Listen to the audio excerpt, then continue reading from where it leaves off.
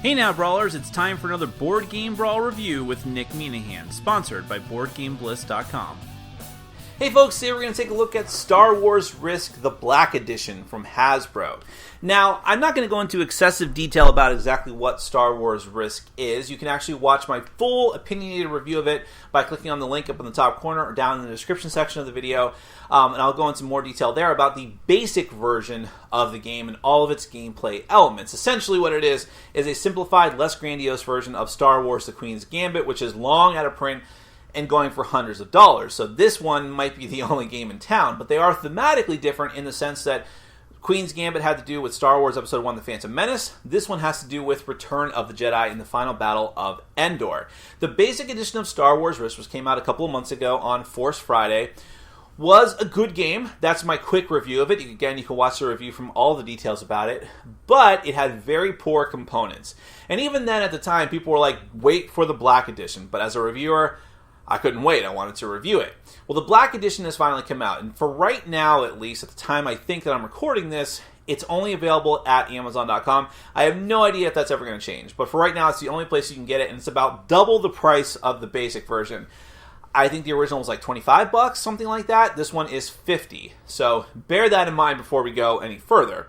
And the fact is, the gameplay is exactly the same as the original, only the components have changed for the better. So this may be less of a review and more of an unboxing, because you already know what my opinion of the gameplay elements are. I just want to show you what the new stuff is like, and maybe come back and we'll my final thoughts and sort of hash it out and see whether or not it's going to be worth it for you to get this edition. I will say, though, as a side note about the gameplay, since I did my review of the basic Star Wars Risk, and by the way, if you guys don't know, this is not Risk. Not Risk. So before we go any further, we should probably say that before people get scared away. If you're watching this before my other review, it's nothing like Risk. They just threw that name on the box. But since I put out my basic review of Star Wars Risk, there has been some errata that came out that actually kind of sort of addressed one of the major issues I had with the imbalance of the game and how I felt like it was really, really hard for the dark side to win.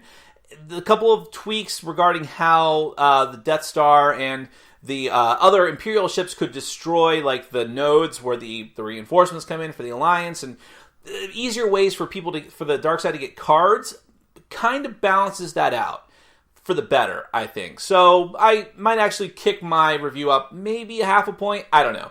But it definitely improvements there if anyone was wondering about that. But let me go ahead and show you what the new components are in the Black Edition of Star Wars Risk. Then we're going to come back and we'll hash it out.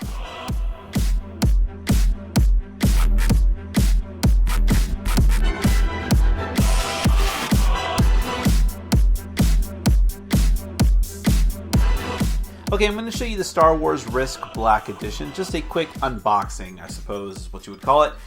So this comes in a much nicer box. It's got, as you'll see throughout a lot of the cards and things in the game, it's got like this foil embossing, which is pretty cool. And on the back, well, one thing you'll notice right away is that it's very easy to get this type of matte material smudged and get fingerprints all over it, so that could be considered a downside. But it's got like this reinforced hinged box, and as you see on the inside, actually you don't see, there you go. It's got like the Risk logo on the inside, so it looks pretty nice. Here, we'll zoom out a bit so you can see the whole spectacle of it. So that's that. It's absolutely much nicer than the other one, which I think was the old one lid box, or was it the one that just dumped out? I can't actually remember right this second, but either way, it's definitely a lot nicer. The rulebook, of course, looks different. It's got pictures inside that reflect the new components of the game, but otherwise, I think the rules are solid. But do note the thing that I told you in the introduction to this video. Then it has one of these. I love these foam cut inserts. I like the way they smell. I know that sounds very weird, but this type of like memory foam, not memory foam, but like this cut foam, it does have a smell to it that I just like.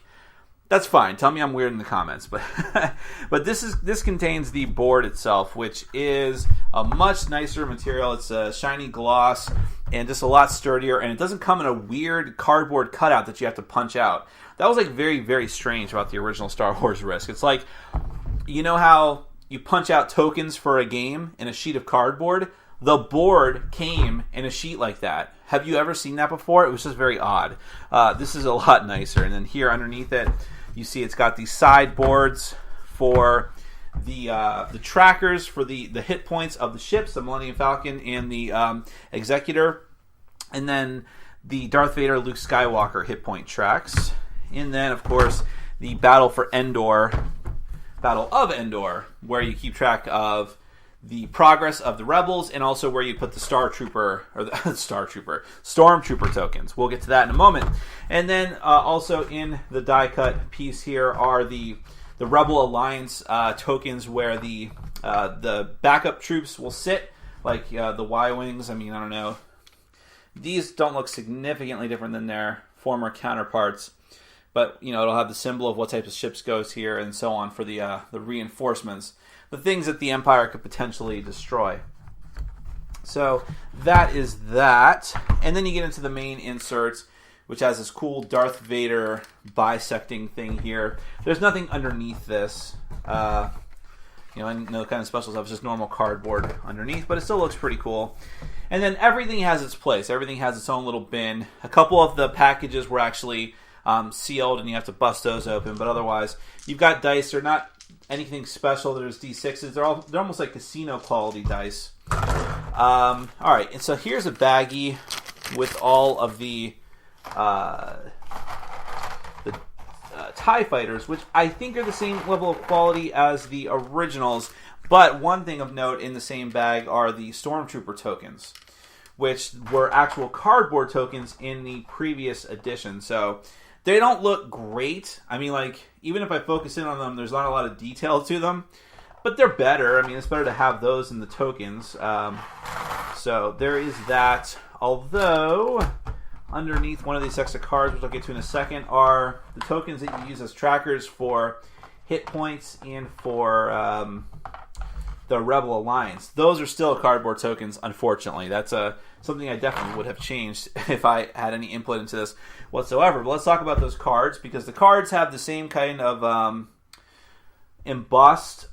raised embossing on either side of the card. And actually, on any card that has... These sides, for the most part, look the same.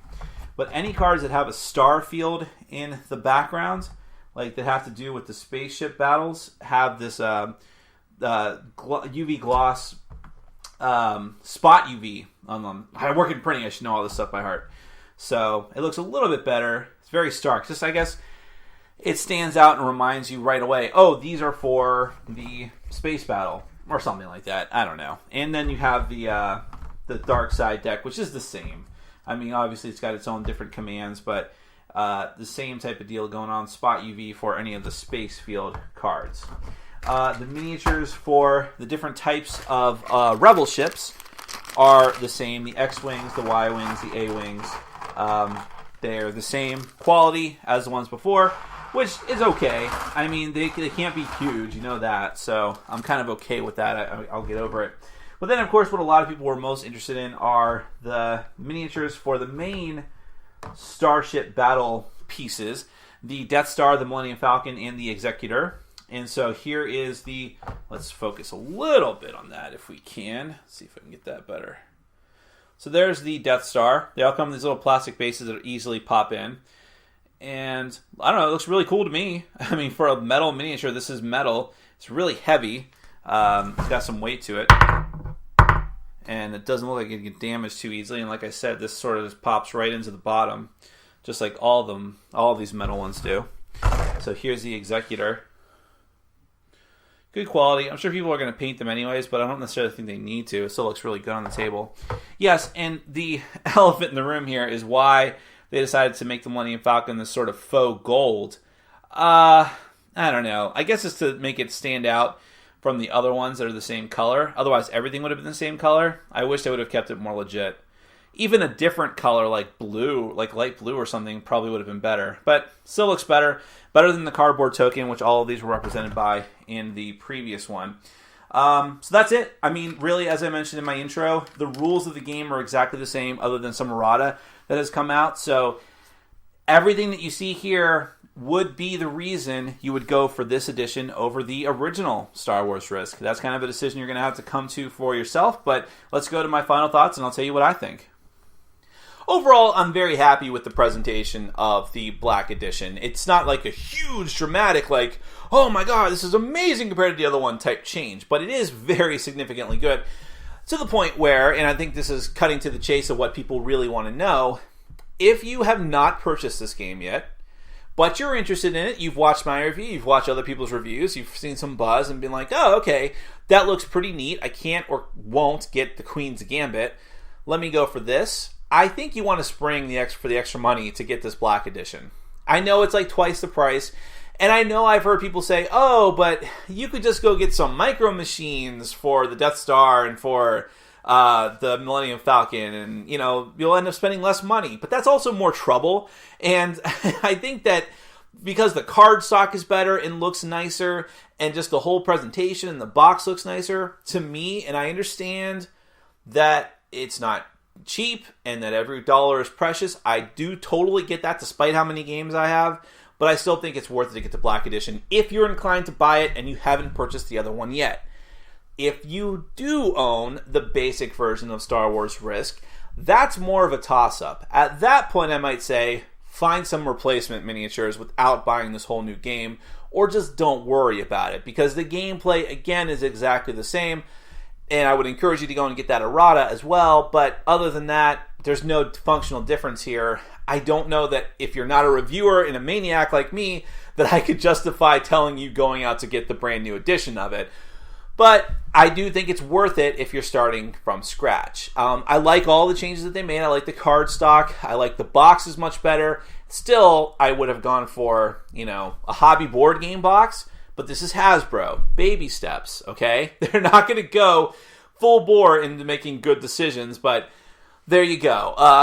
Some aspects of the game box are great, though. I love the insert, as I mentioned creepily in the overview, and the foam insert. And I like the card stock. That was done very well. The spot UV, unnecessary, but cool. Even though they're so nice, I'm probably going to sleeve them anyways, which is going to lose the raised embossed feeling on the back of the cards. I question the color of the Millennium Falcon, but it's not a huge deal to me. Other people who are more concerned about the aesthetics of the miniatures and keeping true to the story will probably paint it, so it's also not going to matter for them either. I like all the little miniatures that are just mimicking what was in the basic Risk. They weren't always that fantastic. I mean, they're really tiny, but they kind of have to be. That's the nature of the game. I wish that the cardboard tokens to keep track of life were better and bigger. And the whole appearance, the aesthetic of the boards still looks a little cheap to me, even though the physical quality of it is better. I don't know how else to describe that. I just think that in a lot of ways, if you don't look at the miniatures of the game, just look at the boards, it still looks like a cheap game from the 80s. But the improvements are noticeable, and they're there, and it looks good. So, again, this isn't a drastic change, but if you're starting from scratch, no experience with the game whatsoever, but you're inclined to get it, go for this one, I'd say. Otherwise, I think you're fine just blinging out the copy that you possibly already have. And if you've never had an interest in this game and are wondering if this fixed any significant flaws you percepted originally that kept you from buying the game, I still don't think anything's going to change your mind. You should just keep moving on. Regardless, I'm glad that this exists. That is the Star Wars Risk, but not really Risk, Black Edition from Hasbro. Hasbro, not Hasbro. Hasbro is a different company that I just made up. Hasbro. Check it out. Thanks for watching. Follow us on Facebook, Twitter, and Patreon. And make sure to check out our sponsor, Board Game Bliss, where you can find an amazing selection of games from around the world. BoardGameBliss.com. Thanks for your support.